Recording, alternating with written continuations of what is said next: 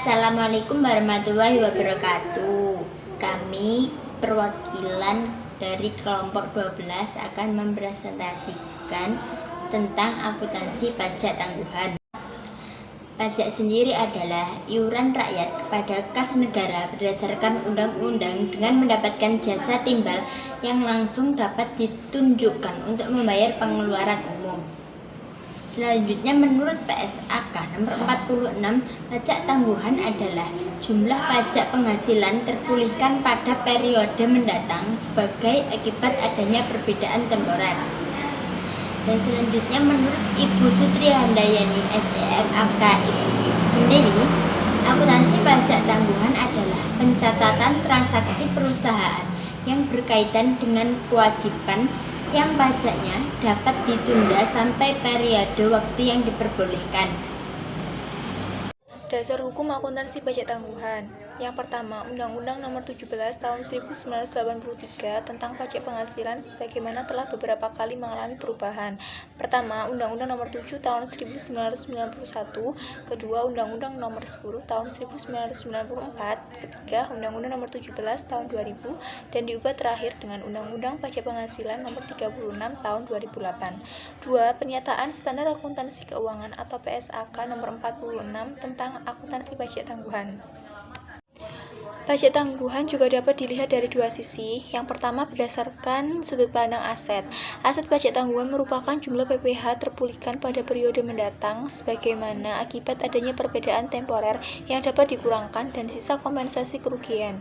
Yang kedua, berdasarkan sudut pandang liabilitas. Definisi ini memunculkan konsep tentang terutang pada periode mendatang pajak tangguhan sebenarnya timbul karena perbedaan beban antara peraturan perpajakan atau fiskal dengan standar akuntansi keuangan atau komersial. Menghitung beban pajak yang harus dibayar pada akhir tahun, biasanya wajib pajak menggunakan pendekatan akuntansi komersial. Dalam hal ini ada 4 kegiatan utama sesuai dengan PSAK, yaitu 1. Pengakuan, 2. Pengukuran, 3. Penyajian, 4. Pengungkapan. Pengakuan pajak tangguhan.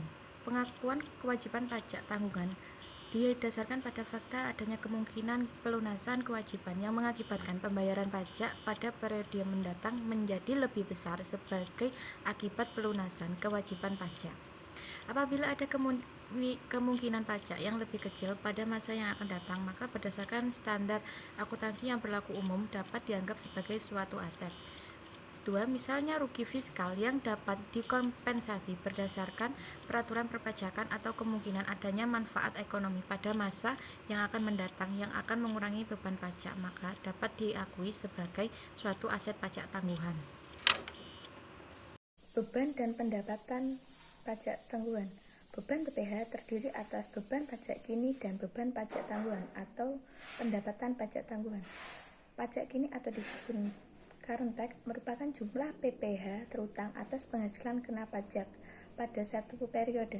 Pajak penghasilan diperlakukan sebagai biaya bagi perusahaan.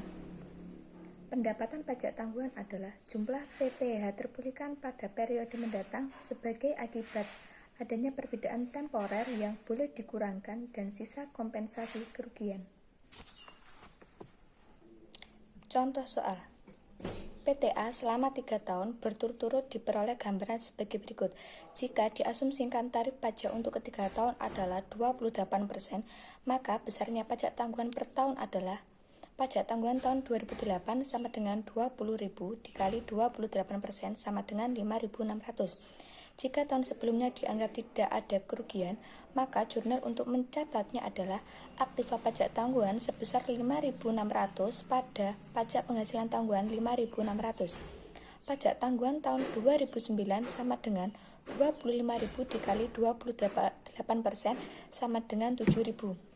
Karena tahun sebelumnya telah dicatat aktiva pajak tangguhan sebesar 5.600, maka jurnal untuk mencatat aktiva pajak tangguhan tahun ini sebesar 1.400. Dari 7.000 dikurangi 5.600. Aktiva pajak tangguhan 1.400,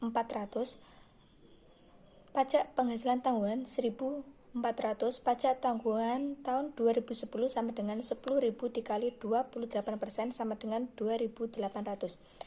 karena tahun sebelumnya telah dicatat aktiva pajak tangguhan sebesar 5.600, sedangkan tahun ini aktiva pajak tangguhan sebesar 2.800.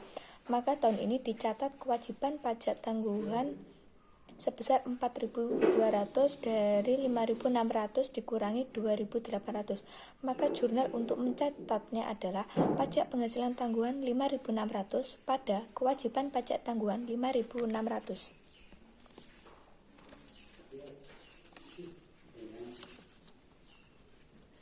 Pada tahun 2019 nanti, maka saldo aktiva pajak tangguhan 2.800 akan dikompensasikan dengan laba sekarang.